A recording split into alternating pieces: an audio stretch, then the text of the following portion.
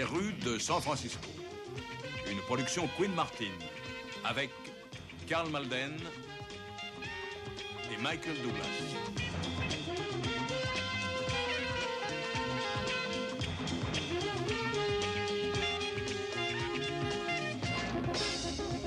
Avec John Davidson, Herb Edelman, Marianne McAndrew, Anne Helm, John Fiedler.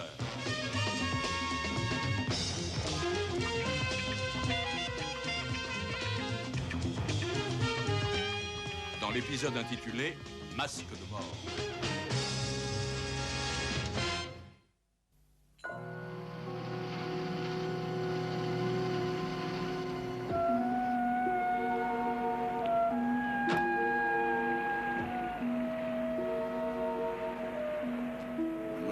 Je vous souhaite une excellente soirée.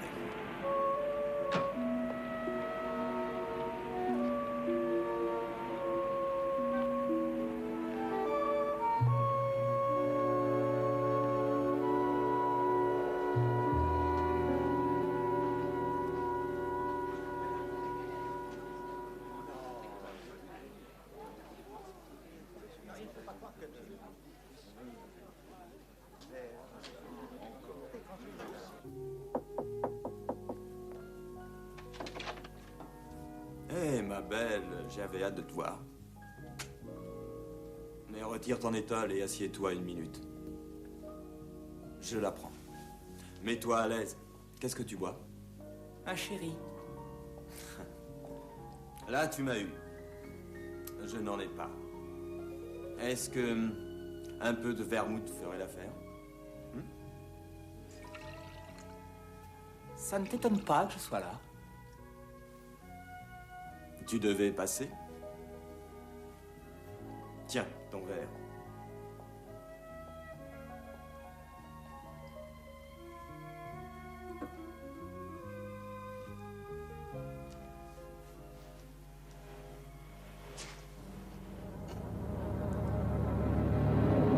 L'arme était une longue tige, probablement en acier. Elle est entrée par ici, directement sous le sternum, traversant dans son mouvement le ventricule droit, en remontant jusqu'à percer l'artère pulmonaire et l'aorte. Le médecin légiste prétend qu'on s'est servi soit d'une aiguille de matelassier, soit d'un instrument de chirurgie. D'un pic à glace ou d'une haleine de cordonnier. Mais dites-moi, si vous vouliez tuer quelqu'un, vous iriez chercher ce genre de trajectoire? Non, sauf si je savais exactement où j'allais. Tout Bible, il saurait. Possible. Hé, Woody! Alors, c'est la forme? M'en parlez pas. Ah, pourquoi? Depuis 15 jours, j'ai un lumbago. La semaine dernière, on m'a enlevé 2 molaires. Et là, je sens que j'ai une crise de rhumatisme. Ce serait pas de l'arthrose par hasard. Oh! Parlez pas de malheur. Parlons d'autre chose. Il y a 8 mois, ça vous rappelle rien? Qu'est-ce que j'ai fait? Ce que vous n'avez pas fait, trouver l'auteur d'un meurtre. Oui, celui de John Willard, représentant client de l'hôtel Pierre, je crois. Oui, c'est exact. Je m'en souviens, il avait un trou qui partait du sternum et qui remontait en biais. Jusqu'au cœur. Vous avez des nouveaux éléments? Un autre cadavre, même méthode. Le nôtre s'appelle Harvey Ross. Également représentant comme le vôtre, il était ici pour un séminaire. Et lui, il vendait des bijoux. Mais sa mallette d'échantillons était absolument intacte. Le mien avait sur lui un paquet de fric. Avec ça, le tueur aurait pu prendre sa retraite. Le vol n'est pas le mobile du crime. Ces 2 meurtres se rejoignent. Sûrement la même signature. Woody, et si c'était une femme? Ah oui, j'y avais pensé aussi, évidemment. Mais la femme fatale qui joue les mantes religieuses en Barésie est une espèce assez peu répandue. Mais il en reste encore des spécimens. C'est peut-être bien de l'arthrite. Votre gars est marié? Oui, il a 3 enfants et il habite Palo Alto. Un joueur? Pour l'instant, on ne sait pas du tout. On verra ça avec sa femme plus tard quand on en saura davantage. Mais quel hôtel? Pierre. C'est le même, par conséquent. Là-bas, c'est tellement grand que personne ne remarque qui peut entrer ou sortir. C'est bien ça? Exact. Ah, laisse, je réponds. Lieutenant Stone. Ah oui, monsieur Gantz. Merci de rappeler. D'accord, 5 heures, c'est parfait. Excusez-moi, on vient au séminaire en espérant être tranquille et on travaille encore plus que d'habitude. Oui, ah bah, c'est souvent comme ça. Dites-moi, monsieur Gantz, Harvey Ross faisait bien partie de ce séminaire? Oui. Oui, c'est vrai, le malheureux, j'en suis resté abasourdi ce matin quand j'ai appris ce qui s'était passé. Vous n'êtes pas rentré de la nuit? J'ai rencontré une petite à Sausalito. Elle m'a laissé sa carte. C'est une artiste. Dans la sculpture. Elle fait des statues. Et d'ailleurs, elle expose dans une petite galerie à Chestnut. Mais plus tôt dans la soirée, vous étiez avec Ross. Oui, c'est exact. Nous avons interrogé quelques-uns des participants au séminaire. Il semblerait que vous soyez la dernière personne à qui Ross ait parlé. Ça, c'est très possible, je ne sais pas, mais je sais qu'il allait très bien quand j'ai quitté le cocktail. Quel cocktail? Oh, une réception où nous étions invités chez Bobo Stansfields, les pétroles Stansfields. C'est vrai, on était invités, et nous autres, comme on a l'habitude de la province, quand on est à New York ou à Frisco, ça nous change un peu de sortir. D'ailleurs, je ne connaissais personne ici, mais ce Ross, j'avoue que c'était un sacré débrouillard. Il n'avait pas perdu de temps, il avait trouvé le moyen de se faire inviter par une fille qu'il avait connue dans un bar la veille, je crois. Oui, mais d'ailleurs, la fille n'est pas venue. Vous savez qui c'était, la fille? Non, ça, je n'en sais rien. Et Ross, il est parti avec vous? Non, je suis resté avec la fille. Et j'ai quitté le cocktail après. C'est la fille dont j'ai parlé qui est sous terre. Chérie, c'est ça, c'est son nom, j'avais oublié. Vous devriez la voir, elle est au courant. Oui, on lui demandera. Merci encore. Au revoir.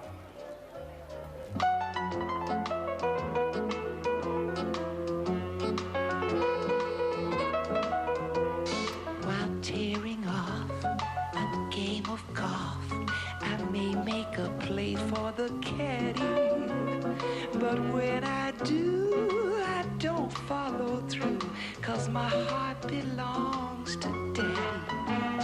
If I invite a boy some night to dine on my fine Finn and Hattie, I just adore his asking for more, but my heart belongs to Daddy.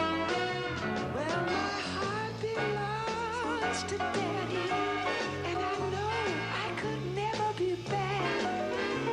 Yes, my heart belongs to Daddy. Da da da da da da da da da. Well, I want to warn you, laddie, I think you're perfectly swell, but my heart belongs to Daddy, 'cause my daddy, he treats me so well.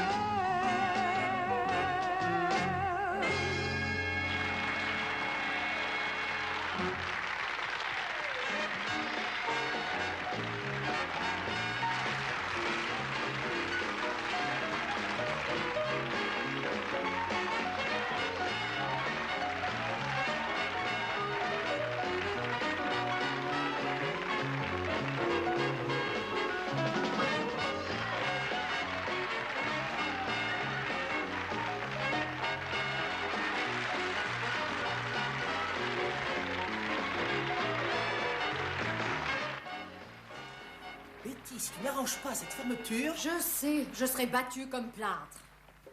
Je viens d'avoir Las Vegas, il faut leur donner une réponse pour le mois d'août. Et on te demande pour une soirée débat jeudi. Ah non, tu laisses tomber. Les soirées débats, c'est pas le genre de notre numéro. Dehors! Je veux tout le monde dehors! Bon, comme tu voudras. Dehors! En cas de besoin, bah, tu sais Mais où je écoute, suis. pour Las Vegas, Carole, je dois leur donner Dehors, une réponse. ça.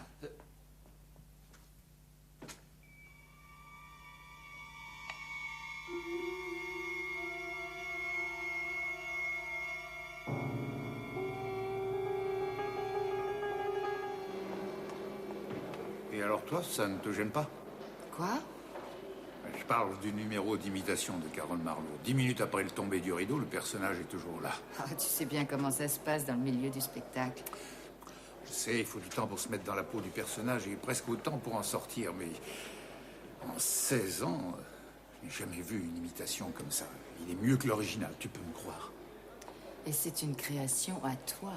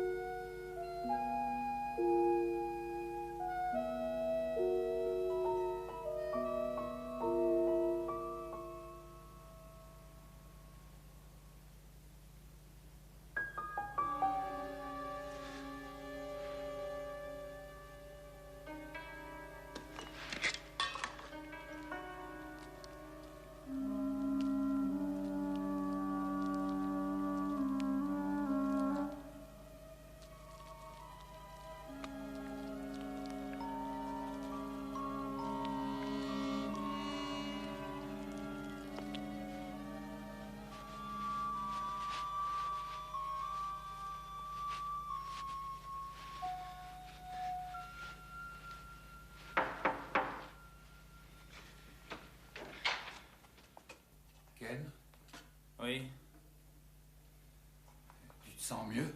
Oui, ça va. Laurie vient de rentrer. Écoute, j'en reviens à Las Vegas. Je t'assure, tu sais que je sens venir une année formidable, Kenny. Carole Marlowe de retour sur les planches, un tabac, c'est moi qui te le dis. Ça leur rappellera leur jeunesse. Carole Marlowe sur scène comme au bon vieux temps. Sam, s'il te plaît, tais-toi, j'ai la tête en feu. Le numéro de Marlowe est terminé. Tu comprends? J'y renonce, elle est morte. Alors, Kenny, mon petit... C'est comme ça. Je ne veux plus qu'on prononce devant moi le nom de Carole Marlowe. Elle est morte.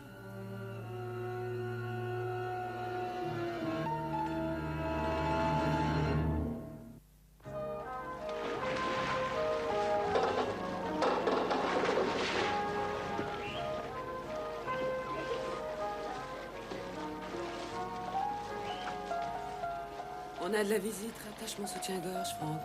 Laisse-nous seuls. Je vais les recevoir.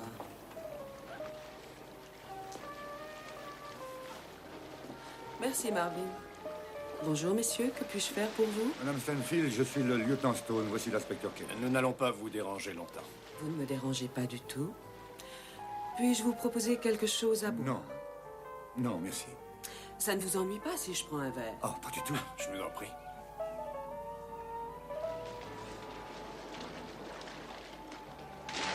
Vous aviez des invités l'autre soir. Oui, c'est exact. Est-ce qu'on pourrait en avoir la liste? Sans problème, je vous la donnerai. Ça, c'est l'homme dont je vous ai parlé au téléphone. Ah oui, un débauché de bas étage, sans grand intérêt. Vous vous en souvenez bien, par conséquent. Certains hommes sont assez difficiles à oublier, inspecteur. Vous ne l'aviez jamais vu avant ce cocktail? Non, mais si Ken Scott ne l'avait pas remis à sa place, je crois que...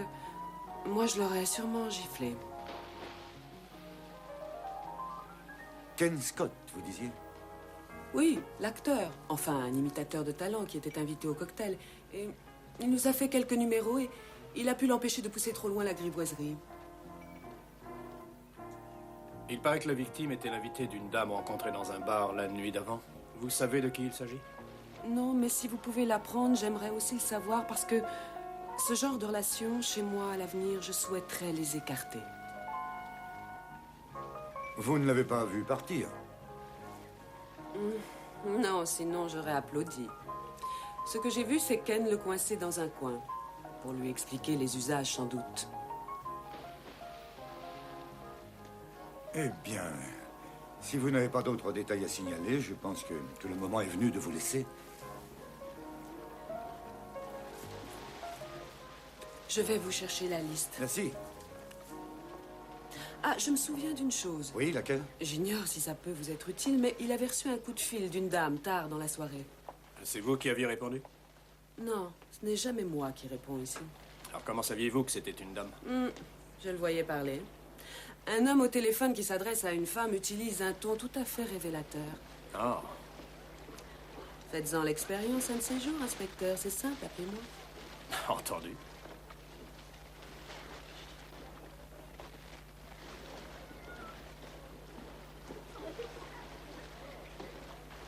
Tu as le nom du comédien?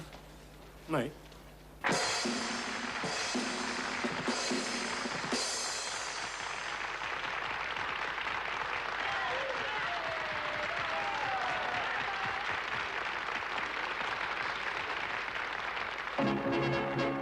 A kiss on the hand may be quite continental, but diamonds are a girl's best friend. A kiss may be grand, but it won't pay the rental on your humble flat, or help you at the automat. Men grow cold as girls grow old, and we all lose our charms in the end. But square cut or pear shape, these rocks don't lose their shape. Diamonds are a girl's best friend. May come a time when a lass needs a lawyer, but diamonds are a girl's best friend.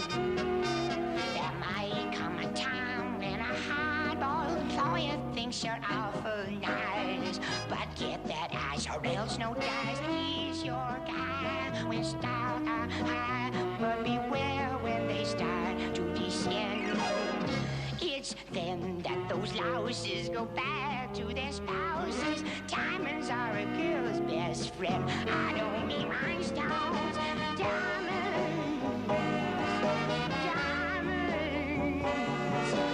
diamonds, diamonds are a girl's best friend.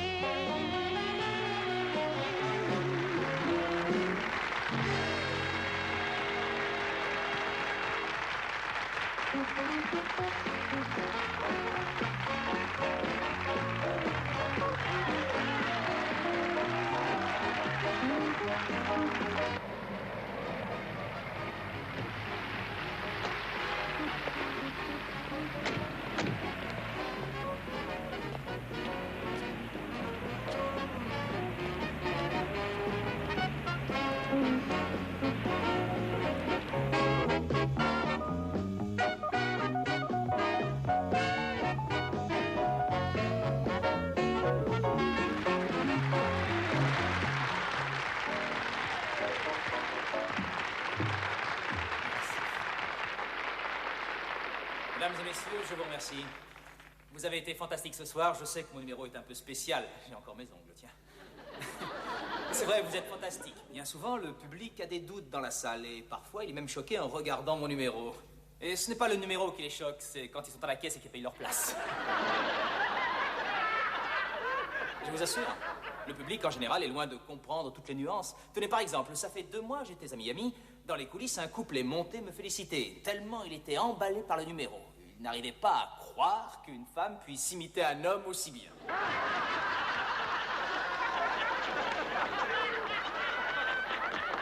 Tu as été formidable. Oh, redis-moi ça encore. Oh, évidemment, tu aurais pu faire encore mieux, mais avec ta tête Oh, de là. Sam, qu'est-ce que tu racontes? J'étais grandiose. Monsieur Scott. Monsieur Scott. C'est moi? Je suis le lieutenant Stone. Un lieutenant? Oh, mais dans quelle unité? J'ai servi dans les marines. Plutôt bizarre, non? Ils sont de la police, Ken. De la police? Oh, vous n'allez pas m'arrêter, j'espère. Je suis immaculé comme la Vierge. Dis-tu nous fais Marilyn demain soir? Oh oui. Oh, car certains l'aiment chaud. Et nous enquêtons sur un meurtre, monsieur Scott. On nous a dit que vous étiez à une réception de Bobo Stanfield l'autre soir. C'est exact. Avec un nommé Harvey Ross, qu'on a tué peu de temps après. Ah, ça porte malheur des aventures comme ça. Monsieur Scott, vous avez vu la victime, un homme qui s'est mal conduit avec Madame Stanfield. Bobo? Ah oui, je me souviens de cette crapule. Ce type n'a pas volé sa place au cimetière, hein? Laurie! Laurie! Tu enverras des lys sur la tombe de ce cher disparu. Les lys sont encore en fleurs maintenant. Enfin, lieutenant, en quoi est-ce que ça le concerne? Sam, une seconde. Je vous dis tout. J'ai vu ce type, je lui ai fait un sermon, et je l'ai oublié tout de suite. Vous ne l'avez pas vu parler à quelqu'un d'autre en particulier? Moi, j'en sais rien. Quand je suis parti, il traînait encore dans le coin. Messieurs, je fais de mon mieux pour vous être utile. Oh oui. Oh. Tu n'as pas l'impression qu'on n'est pas sur la même planète? C'est ça le showbiz. Le showbiz. Je devrais me lancer là-dedans, moi. Il se remplit les poches tous les soirs et nous, on repart les mains vides.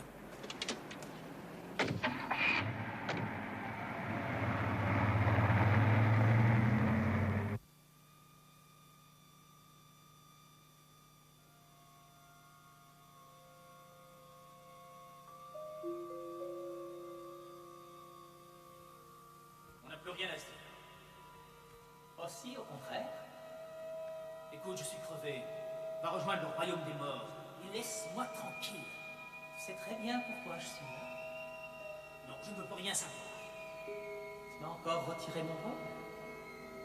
Je t'avais prévenu la première fois, mais tu ne m'as pas écouté. Mais que vas-tu faire, chérie d'amour? Tu vas me dénoncer? Tu as pourtant tué 2 hommes. Des déchets. J'ai éliminé des déchets. Tu le sais bien d'ailleurs, ils n'ont eu que ce qu'ils méritaient. C'est faux. C'est toi qui oses juger Carole maintenant? Je suis Carole Marlowe, je te conseille de ne jamais oublier qui je suis. Non, sors de ma vie, Carole. Rends-moi mon rôle sur scène, alors. Non.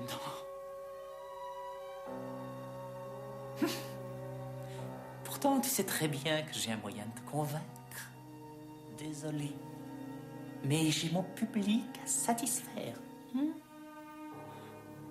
Carole. Carole.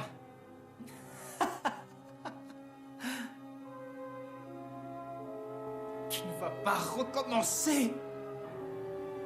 Carole.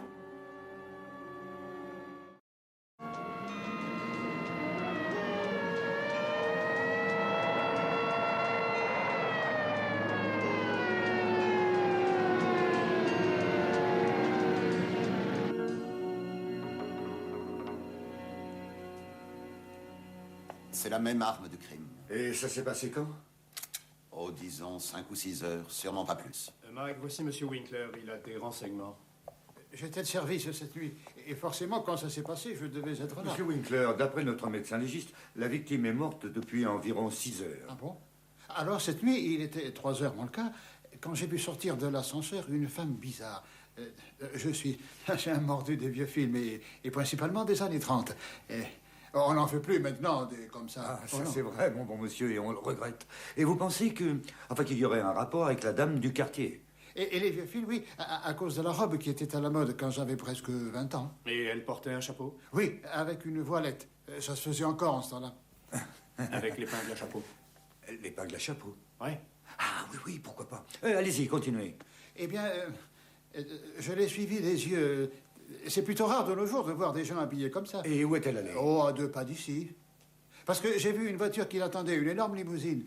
D'ailleurs, si vous voulez bien mon avis, c'était sûrement une voiture de collection. Vous avez relevé le numéro?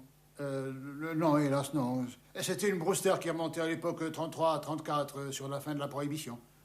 Un véhicule de la Prohibition? Oui, son patron tout à l'heure m'en a parlé. Monsieur Winkler est un spécialiste de l'époque de la Prohibition. Et c'est sur ces températures en hausse que s'achèvent nos prévisions météorologiques. À la une de notre journal local, un délégué médical, James Water, de passage à l'hôtel Athéna, a été retrouvé assassiné dans sa chambre ce matin. Suivant les déclarations d'un employé de l'hôtel, une femme suspecte aurait quitté le palace peu de temps après l'heure du crime. La police fait savoir que la femme est de race blanche, environ 35 ans, vêtue à la mode des années 30. Elle a été vue montant dans une voiture de luxe l'autre fois, conduite par un chauffeur vers 3 heures du matin. C'est la seconde victime exécutée de même manière cette semaine. La première avait été retrouvée à l'hôtel Pierre. Toujours mal? Atroce. J'appelle un docteur. Non, Laurie. Des maux de tête comme ça, c'est assez mauvais. Il faut absolument te soigner. Je n'ai pas besoin de docteur. Très bien.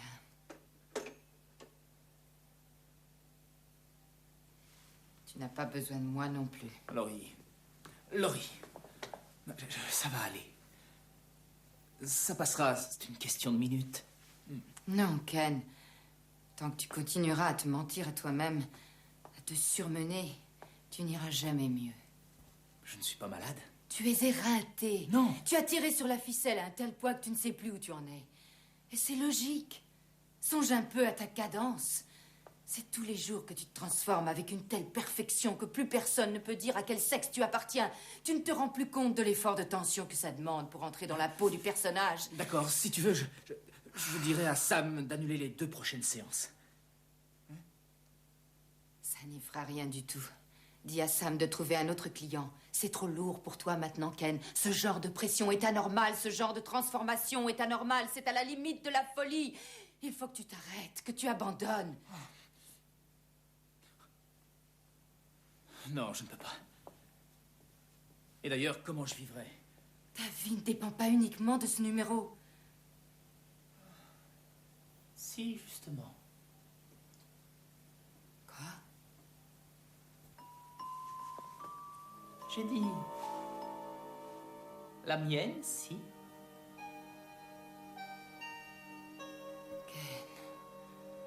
Ken, arrête.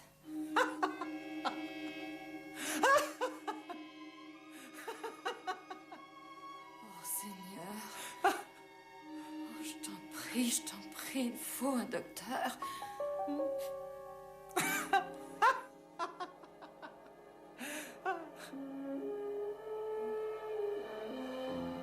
Tu ne me verras plus jamais. Va-t'en, cours. Homme méchante. Je vivrai seul désormais, dans un monde que tu ignores.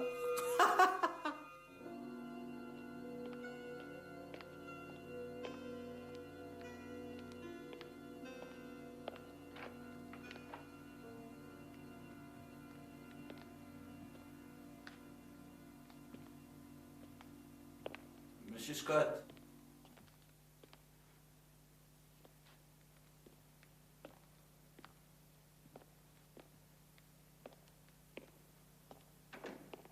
Monsieur Scott.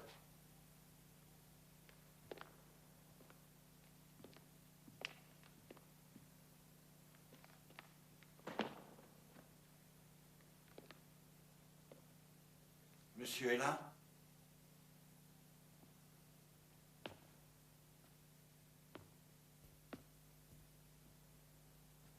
Monsieur est là-haut? Que se passe-t-il, Raymond? Je voulais dire à monsieur que monsieur m'excuse, mais j'ai le regret de devoir quitter, monsieur. J'en suis désolé, monsieur. Mais... Pourquoi vous adressez à moi de la sorte, Raymond? Vous savez qui je suis. Oui, madame. C'est mieux. Mais vous voulez partir, Raymond? Oui, à cause de ma cousine, monsieur, madame, celle de Toronto. Elle est très malade et je... Raymond, je n'en crois pas un mot. C'est plutôt à cause de cette nuit, non? De cette nuit? Mais oui, bien sûr. Vous savez tout, n'est-ce pas, Raymond? Il faut que je parte, madame. Il sait tout. Mais à qui en avez-vous parlé? À personne. Et personne n'est au courant. Et je vous jure que je n'en parlerai jamais. Oh, j'en suis persuadé, Raymond. Je vous crois volontiers.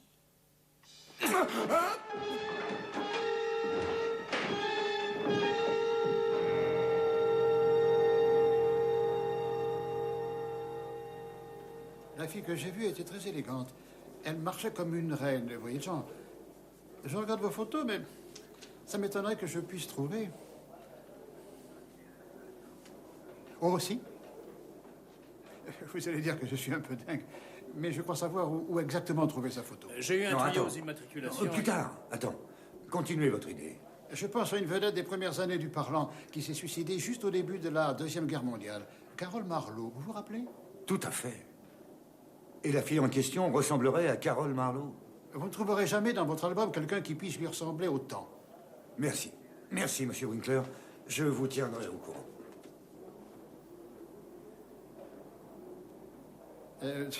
Désolé, la force de l'habitude. Eh bien, je vais te dire, c'est à nous qu'il a donné le pourboire. Avec quoi? Ces vieux films? Carole Marlowe, l'actrice, c'était une star du genre Mae West, Garbo, Hepburn. Et alors? Alors, elle intéresse toujours les imitateurs. Des imitateurs? Comme Ken Scott? Tout juste. Un fameux numéro que le sien. Ça peut concorder avec les renseignements des IMAT. J'ai là l'immatriculation d'une Brewster 34. Ken Scott. Il faudrait savoir s'il était ici 8 mois avant. Pourquoi? À cause du premier meurtre. J'appelle son agent. Non, surtout pas, c'est un gars à problème. Bon, écoute, on va à la bibliothèque. T'as une carte d'abonnement? Non, mais j'ai mes entrées.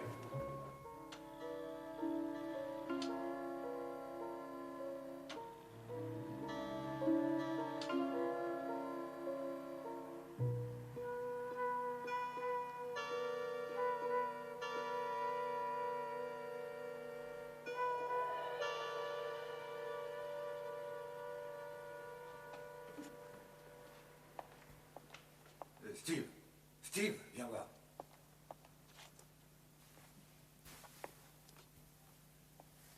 Le gros lot? Regarde les dates. Le 4 octobre. Il devait faire son numéro le 13. Donc à l'époque, il était à San Francisco. Peut-être que c'est idiot. Mais je crois qu'on est dans le poteau. J'ai trouvé 3 biographies sur Carol Marlowe. Sans vouloir médire, la fille était assez cinglée. J'ai lu un chapitre qui n'est pas piqué des hannetons. On ne va pas croire tout ce qu'on écrit à propos du showbiz, parce qu'ils sont comme les autres. Mais vous ne savez pas qu'elle s'est suicidée, finalement? Sa mère était ouvrière et son père... vous savez ce qu'il faisait? Représentant de commerce. Exact, toujours absent, un père qu'elle ne connaissait pas. Et jamais elle ne lui a pardonné. Elle le tenait pour responsable de ses névroses. Aussi, si j'ai bien retenu mes cours de psychologie, il est très possible qu'elle se venge de son père en tuant un représentant. C'est une sorte de substitution. Mais tu dis elle. Nous avons affaire à il. Ken Scott. Ah, c'est vrai. C'est vrai. Et j'ai pourtant une photo d'elle ici. Elle a été prise en 1939 avec son chauffeur, Raymond Howard. Et sa voiture de luxe. Oui, c'est ça. C'est peut-être bien une Brewster. C'est exactement ça, et de 34. Ah oui. On peut aller voir ce que M. Scott va nous dire. Oui, il se trouve que... Enfin, on nous a signalé la présence d'une voiture sur les lieux. Une de ces voitures anciennes qui intéresse plutôt les collectionneurs. Un modèle 34 Brewster. Et vous savez que j'en ai une, c'est ça? En effet. Oui, elle appartenait à Carol Marlowe. Et c'est pour ça que je l'ai achetée. J'ai toujours été un de ses fans. Oui, je vois. Et très peu de gens sont capables de faire la différence entre un modèle 34 de Brewster et comment dire, un modèle 29 de Duesenberg. Sans doute. Et vous conduisiez cette voiture hier soir? Non, jamais je ne la conduis. Je conduis une Ferrari. Bien sûr, avec une Brewster, on a toujours un chauffeur. Vous en avez un, je suppose. Naturellement. Et comment s'appelle-t-il? Il s'appelle Raymond. Raymond Howard. Et vous l'avez depuis longtemps? Je ne sais plus trop. Un an, peut-être. C'était le chauffeur de Marlowe avant. Mais il a bien voulu se mettre à mon service. Oui, tout ça fait partie de l'ensemble. Lieutenant, toute composition implique le détail. Oh. Et moi, je suis Carol Marlowe. Plus que 2 minutes. Très bien. Messieurs, celui que vous cherchez en ce moment ne peut pas être Raymond. Jamais il n'aurait osé utiliser la voiture. Mais ce n'est pas un homme que nous cherchons. Nous cherchons plutôt le contraire, une femme. Ah bon? Raison de plus, ma voiture alors ne peut pas être mise en cause. Oh, messieurs, c'est ma musique qui commence. Je vous demande pardon. Je dois maintenant entrer dans le rôle, l'incarner à fond. Vous avez d'autres questions? Non, pas d'autres questions. Et merci encore pour votre accueil. Pas de quoi. Je vous en prie, messieurs. Les diamants sont les vrais amis de la femme. Hein?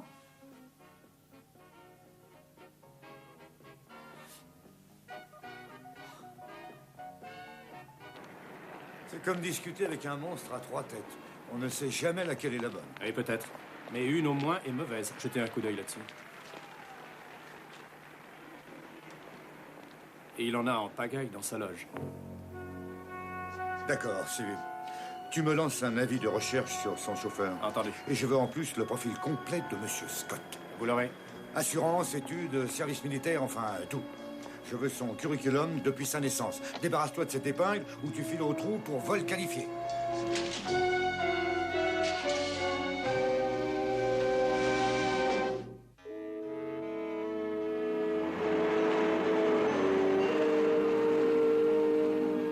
Secret professionnel, c'est évident, mais tout cela restera entre nous.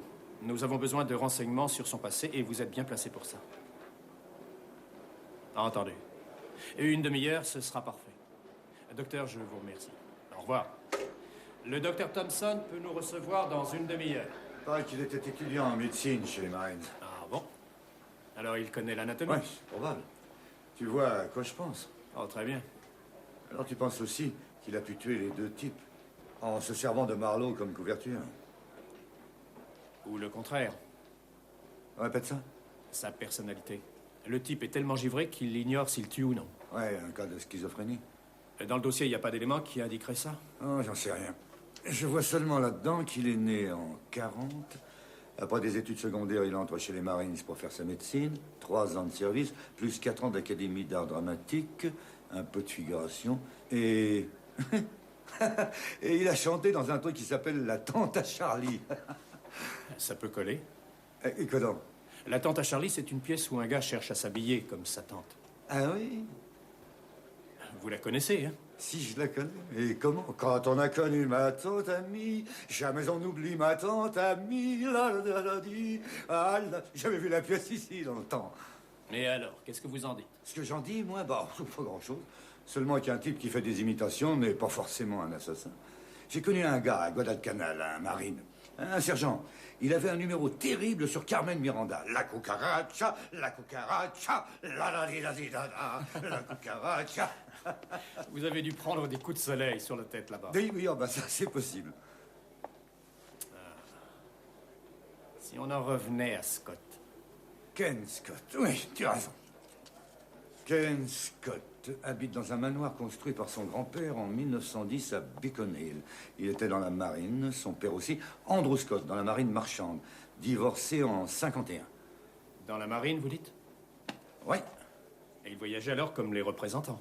Oui, sans doute, mais rien ne dit que ce soit un négrosé. Au fait, côté mental, tu n'as rien découvert? On voit son docteur dans une demi-heure. Et tu crois qu'il est qualifié? C'est un psychiatre. Pour autant que je sache, ces troubles mentaux étaient directement liés à sa profession. Comment ça, docteur? Dans le monde du théâtre, les acteurs quittent complètement leur personnalité propre pour incarner celle des autres. Monsieur Scott est parvenu à un degré particulièrement élevé de dualité psychologique. En d'autres termes, on peut affirmer qu'il est capable de savoir comment un autre personnage peut réagir en face de circonstances données. Il pense exactement comme son double. C'est une sorte de substitution. Est-ce possible qu'un sujet dont l'imagination atteint le paroxysme de Scott puisse être dominé par le double qu'il incarne? Oh, c'est très rare. Mais c'est possible. Oui, quand le sujet, par suite d'épuisement, est très abattu. Docteur, j'ai vu dans nos archives un dossier où on parle d'individus qui ont plusieurs personnalités. Alors, est-il possible qu'une partie de l'individu se livre à la violence et que l'autre partie n'en sache absolument rien? Lieutenant, dois-je comprendre que Scott aurait commis un crime? Je dis seulement que celui que nous recherchons est peut-être un grand malade, au point de commettre des meurtres sous l'influence d'une personnalité qui s'appelle Carole Marlowe. Il vous a déjà parlé de Carole? Oui. C'était même une de ses angoisses. Oui, et c'est devenu la nôtre. Je vous remercie, docteur. Au revoir.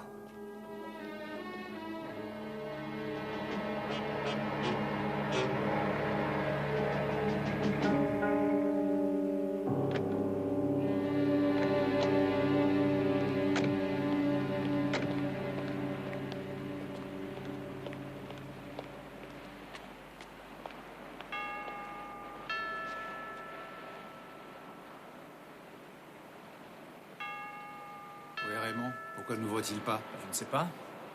Il est peut-être en haut.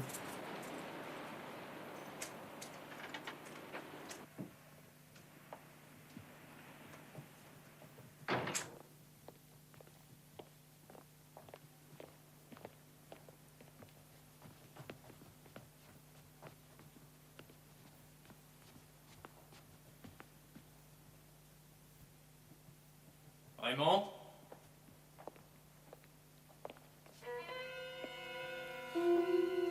Sam, allons te servir un verre. Hein? Raymond?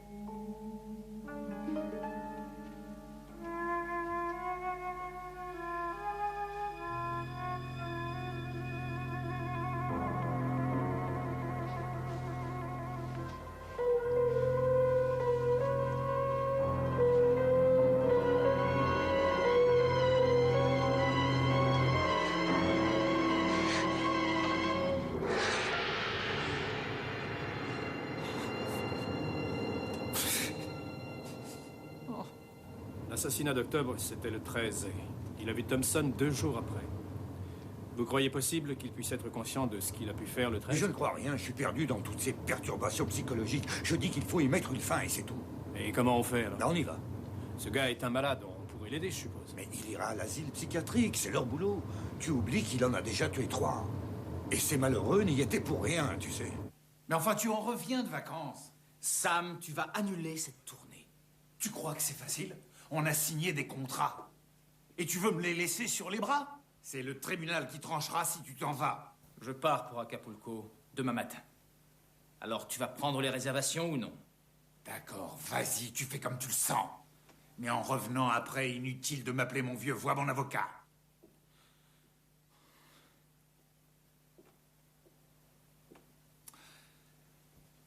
Tu veux que je te dise?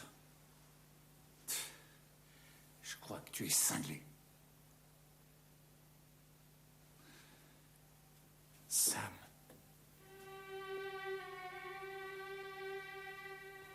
Je suis désolé. Je sais.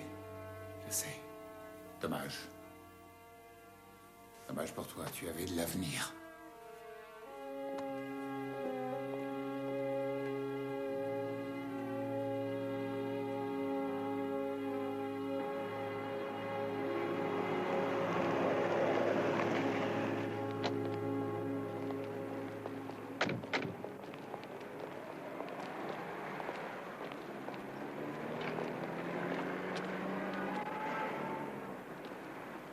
Monsieur Scott est là? Oui, il est là-haut, dans le petit salon. Et on peut... Oui, bien sûr, montez.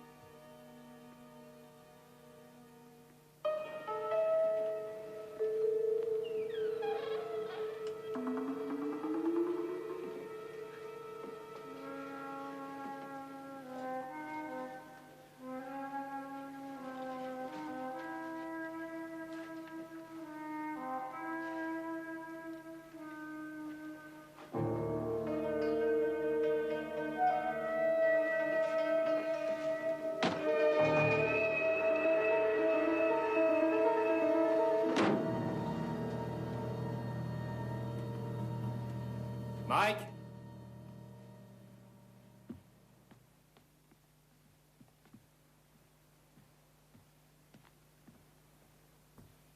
Oui? Le chauffeur. Plus besoin d'avis de recherche.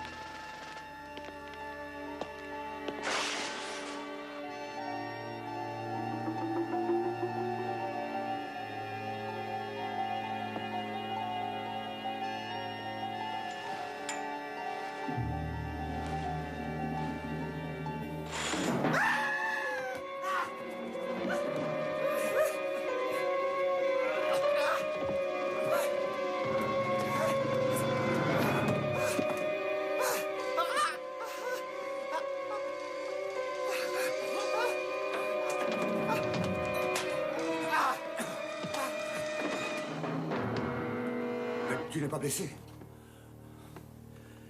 Il s'en est fallu de peu. Je crois que c'est passé tout près.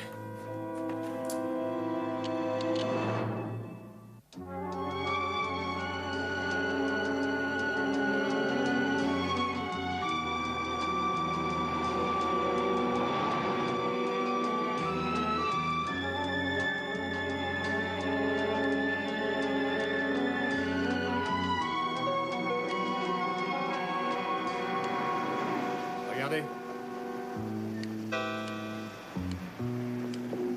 Sûrement la dernière fois qu'on voit son nom à l'affiche. Eh oui.